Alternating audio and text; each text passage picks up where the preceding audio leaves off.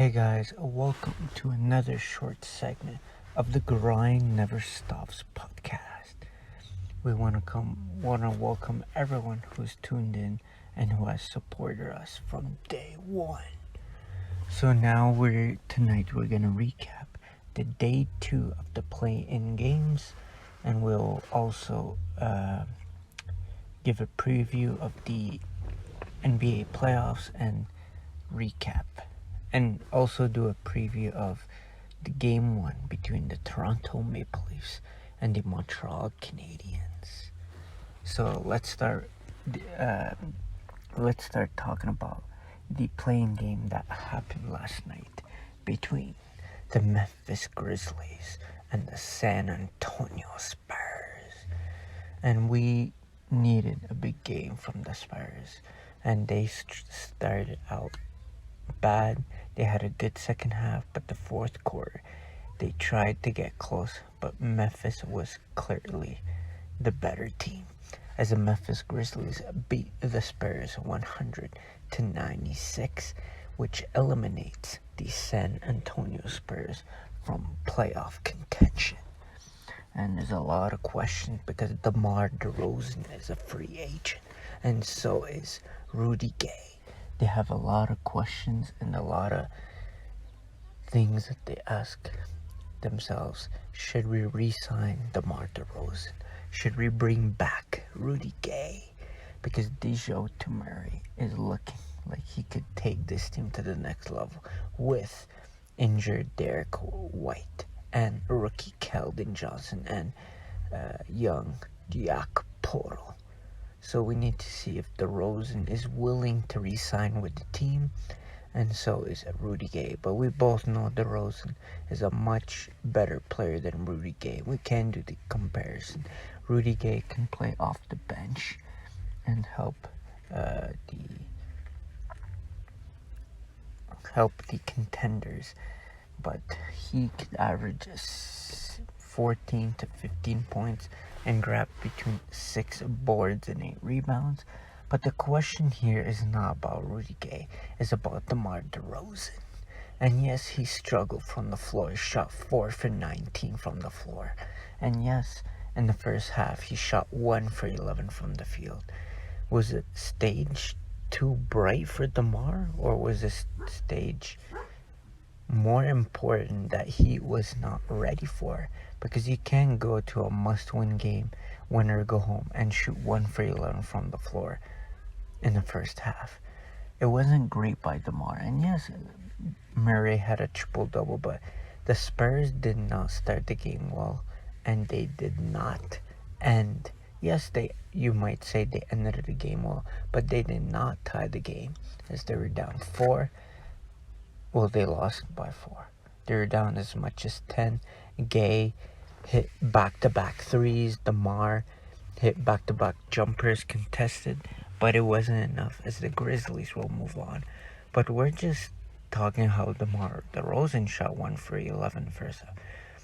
But Jonas Valanciunas, JV, had the game of his life, not of his life, but he had a big game with 24 points and 23 rebounds. And it's the first time he plays a lot of minutes in an important game. John Morant was great. Dylan Brooks was great on the defensive end. Jaren Jackson also was good, even though he had 10 points in 30 minutes. But they play great defense on the Spurs, and that's why they will move on to the playoffs. Not just yet. They will move on to the next playing game, in which we will talk about the game of the Lakers and Warriors, but the Memphis Grizzlies will face the Golden State Warriors because they lost to the Los Angeles Lakers. And that's what we're going to talk about now, is that the Los Angeles Lakers played catch-up the whole game up until the final minutes in the fourth. The Golden State Warriors took a huge lead in the first, second, third, but the Lakers catched up. They kept hanging around. And yes, Anthony Davis did not have a big game. Yes, he had 25 points and 12 boards, but he shot 10 for 24 from the floor. Also, LeBron shot 7 for 17, and he had a triple-double. And he had the game-winning three. With shot clock going down, contested, Curry range over Steph Curry, it's King James, and people underestimate him because of his injuries, because he's getting old. He's not washed up. He's not getting old.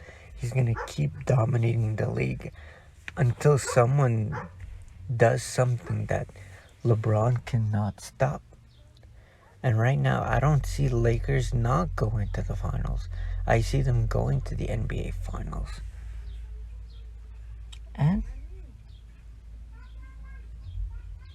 not only that, the Golden State Warriors are not eliminated. People are thinking that he's eliminated from playoff contention. But the Warriors, they have played well this season for them to not be the 9th and 10th spot.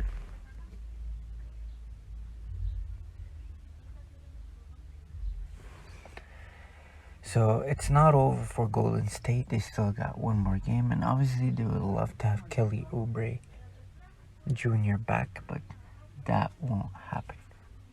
And yes, Wiggins did not have a huge game on the offensive end, but expect the Warriors to blow out the Memphis Grizzlies, because I think the Warriors will beat the Mets, but we'll see on tomorrow night as they will play.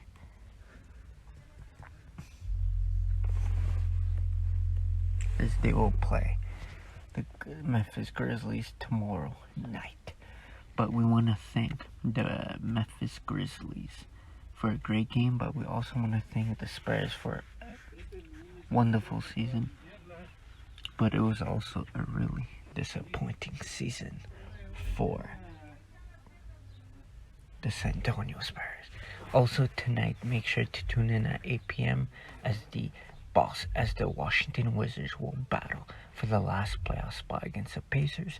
Winner will play the Philadelphia 76ers, and the loser will go home. And also, the Leafs and the Canadiens will play the first game of their series, and it's tonight at 7:30 Eastern Time at the Scotiabank Arena. Expect the Leafs to come out strong with Austin Matthews, William Nylander, Mitch Marner, Johnny T. Expect them to have a great start to the first. And for the Habs, it's just the sky's the limit for the Canadiens. And yes, they got Carey Price back from concussion, but they're still losing Jonathan Drouin and Shea Weber. And he's still day-to-day. We're not sure if he'll play tonight. But expect Weber to be, if he doesn't play tonight, expect him to be back probably for Game 2 or Game 3 at the Bell Center. But make sure to tune in for the Leafs and Habs on CBC, as I will do the live commentary as well. It's on Colorcast.